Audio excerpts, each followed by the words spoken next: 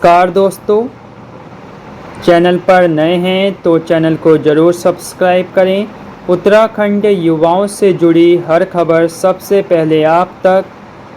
Channel को subscribe, video को like करना ना भूलें और बने रहें चैनल के साथ। उत्तराखंड विधानसभा सत्र के दौरान आज उत्तराखंड के विधायक भुवन कापड़ी जी ने उत्तराखंड युवाओं से जुड़े बहुत ही गंभीर मुद्दों को सदन के सामने रखा। ये मुद्दे उत्तराखंड बेरोजगार युवाओं से संबंधित हैं।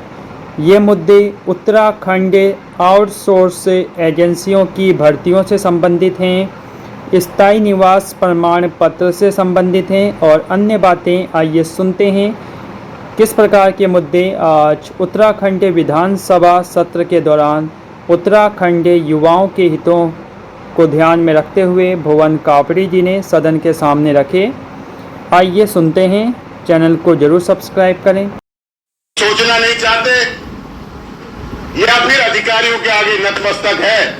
समूह गौ की भर्तियों को पहले सरकार ने सरकारी खत्म किया, अब समूह गौ की भर्तियों को ज्यादा से ज्यादा आउटसोर्स से कर रहे हैं, जिसमें अन्य राज्यों के लोगों को लाकर अधिकारियों के हिसाब से लगाया जा रहा है। अब अपनी यहां सभा पर जाकर देखना, क्यों नहीं आउटसोर्स में समूह गौ और समूह गौ की जो भर्तियां ली जा रही हैं, उसमें राज्य का स्थायी निवासी होना अनिवार्य क्यों नहीं किया जा रहा है। मैं यहां आपके माध्यम से सरकार से पूछना चाहता हूं। आज आप चले जाइए बॉडी के सर्किट हाउस में, वहां अन्य राज्य के लोग अगर 20 है तो 14 नियुक्तियां अन्य राज्यों की है। आप कहीं भी चले जाइए, जो आउटसोर्स से नियुक्तियां हैं उनके 14बाजी हो रही है और अन्य राज्यों के लोग आकर उन नियुक्तियों पर बैठ रहे हैं। क्यों समूह गौ और समूह गौ में अगर आप आउटसोर्स से भी कर रहे हैं तो उसमें राज्य का स्थायी निवासी होना कंपलसरी आप क्यों नहीं कर रहे हैं। मैं कहना चाहता हूं, आपने उपनल को जब आउटसोर्सिंग एजेंसी बना रखा है तो हम उससे क्यों नहीं करते। सरकारी संस्था है, उसमें हम अपने नियम क्यों नहीं लगाते। मैं आपसे कहना चाहता हूं, पीआरडी को आपने आउटसोर्सिंग एजेंसी बना रखा है, आउटसोर्सिंग एजेंसी नहीं बना रखा है। उस एजेंसी के नीचे उत्तराखंड के युवाओं से गुलामी कराई जा रही है। मैं आपसे कहता हूं, पीआरडी को आउटसोर्सिंग एजेंसी बना रखा है, दैनिक वेतन भोगी के रूप में उनसे कार्य कराया जा रहा है। मैं कह रहा हूं, पीआरडी सुरक्षा देती है, ठीक है, 4 धाम में ड्यूटी लगी, कहीं ड्यूटी लगी, आप दैनिक भोगी है, लेकिन वहां जो कंप्यूटर ऑपरेटर लगा हुआ है वो क्यों दैनिक भोगी है। वहां जो लैब असिस्टेंट लगा है वो क्यों दैनिक भोगी है। वहां जो लाइब्रेरियन लगा है वो क्यों दैनिक भोगी है। उसका पीएफ क्यों नहीं कट रहा, उसकी छुट्टियों के पैसे क्यों कट रहे। कैसी ये व्यवस्था है। मैं आपसे कहना चाहता हूं, पीआरडी से आप ड्राइवर लगाते हो, उसकी तनख्वाह 18 से 21,000 है।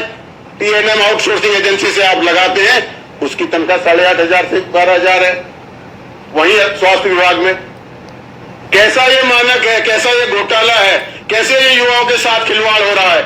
मैं आपसे पूछना आपके माध्यम से सरकार से पूछना चाहता हूं, क्या उत्तराखंड की सरकार, क्या हमारा नेतृत्व तो इतना कमजोर हो गया है।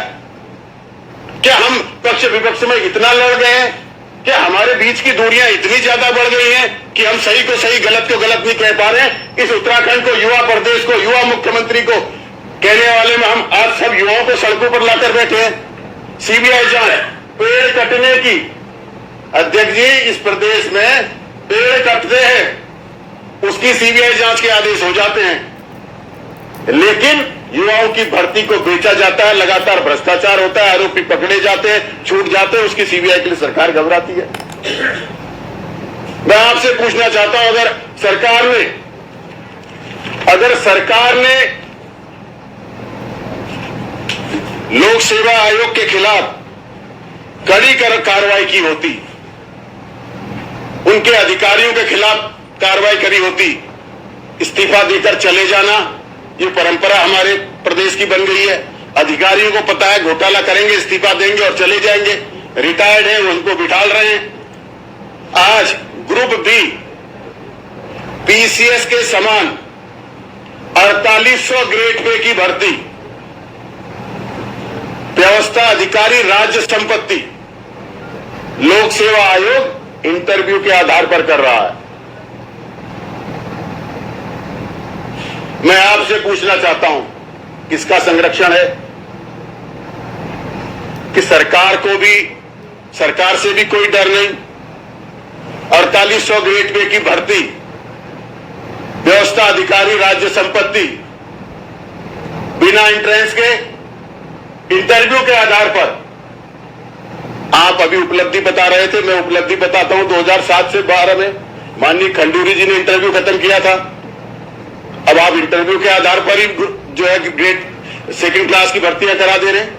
मैं आपसे कहना चाहता हूं, कब सरकार इन युवाओं के प्रति गंभीर होगी?